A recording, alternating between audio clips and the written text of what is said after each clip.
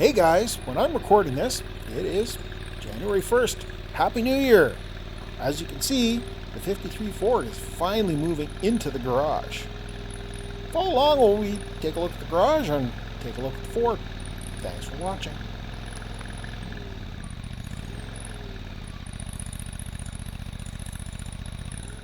Before we bring the truck in, I thought we'd do a quick little tour around, show you the place. This is probably about the cleanest we're ever going to see it, so why not take advantage? Do a quick little tour. As you can see, there's still a little bit of work left to do.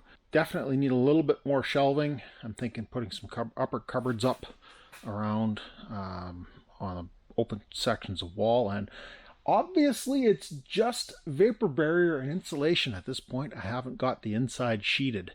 Haven't decided yet whether I'm going with tin, OSB, drywall, or some other usable inside sheeting. If you have any suggestions, leave a comment down below. Something that would be good in a garage type setting. I'm thinking maybe some low rib tin on the ceiling. I'm putting up some OSB on the walls. That way I can screw some things without having to find a stud every time. A couple things that I've screwed into the studs, but I don't want to do a whole lot of that before I get figured out where we're headed. May as well start over in this corner and we'll work our way around. Over here, a recent video of putting this welding cart together for my TIG welder. I've got my small plasma cutter up on the top. We've got the welding outlet is in the corner here, and I've also got 220 in behind and a standard 110. The air compressor, it's on its own circuit. The after cooler or interstage cooler setup, that's a video that I did. We've got the Harbor Freight style or Princess Auto sandblasting cabinet. I did a whole bunch of modifications to this. It works pretty well. I used it recently sandblasting some rims, and I've blasted a few other things. I think I need to move this light to the inside. This just doesn't provide enough light going down through the top. I've got my Mager multi-purpose welder here that needs to get a cart. I'm planning on setting it up beside the other welder. The step ladders won't be staying there permanently. That's just where they landed today. This here is my major source of heat at the moment. It's I call it the trash can heater because it kind of looks like a trash can. It's capable of putting out 200,000 BTU of heat, and it actually in about 5 minutes, it's minus 10 today, in about 5 minutes it actually gets it so it's hot in here. Of course you turn it off and it cools off right away because everything's still cold, but it does bring the air temperature up very quickly in here, and then the diesel heater does a good job of keeping it up. We've got the workbench that was featured in a recent video, and I've got it pretty well filled up. All the drawers have something in them. The green tape labels are just temporary. I don't want to get permanent labels on there until I've used things a little bit to see if I've got them laid out exactly the way I want it. Do you want to have tools that you use all the time in the bottom and have stuff that you never use up on the top? Obviously not. So we'll play that by ear. We've got bench vise I've still got to get mounted. I haven't decided which end I want to mount it on. I'd like it at that end where the welder's sitting, but then that kind of blocks access to the sandblaster. So this end I'm kind of keeping. I want to set up to be able to use for the CNC plasma cutter. Before we get to that though, we've got this Bauer bandsaw that I've set up in a stand. That was something that I did in a previous video. Well, I guess I'll throw links to all these videos down in the description. We've got the Langmuir System Crossfire Pro, and I'm looking at it now. I probably should have just bought the Crossfire. The Pro is just a little bit big for my garage. It takes up a fair amount of real estate. It absolutely plugged me at the old garage. Like completely filled my workspace. This one I've kind of planned around it. So hopefully it'll be functional. I haven't got it fired up yet. It's just kind of sitting here. Just threw the arm up on it here earlier today. Obviously a water table isn't going to work very well in a garage that you don't keep heated all the time. I got a, I don't know, 1.5 ton, whatever it is, 2 ton engine hoist here. This I don't plan on leaving in the garage. It takes up a lot of space when you're not using it all the time. I did leave it in here though because I have a sneaking suspicion we're going to be pulling a flathead Ford out of a 53 pickup truck. So once I've done whatever we're going to be doing with that, this will go into one of the storage shelters I have out back. Here we have a central machinery 3-in-1, I think they call it. Shear, brake, and roller setup. I haven't got it completely reassembled. The press brake fingers are just sitting here for now. It's a little bit light duty. It only does, like, I think 20 gauge steel, maybe 18 if you really, like, if you're only doing something narrow. Doesn't really do a great job of longer stuff. I was hoping it was going to be a little heavier duty, although I did primarily buy it for doing aluminum. But you know, now that I'm working on old vehicles, it would be nice to be able to do steel. So it does what it does. It takes up a bunch of space, and it absolutely weighs a ton. It's probably a little heavy for this workbench that I've got it sitting on.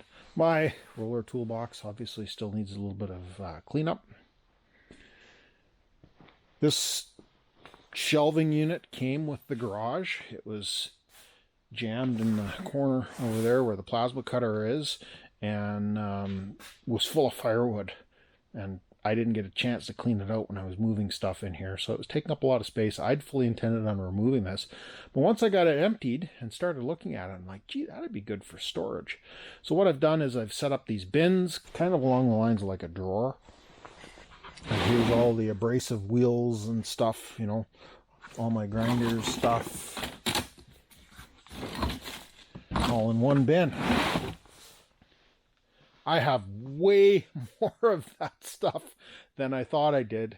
You know, find 1 or 2 bits and pieces in the old garage. We're always going out and buying more. Well, getting it all in one location, I've got tons of it. So that'll be very useful when we go to start working on the 53 here.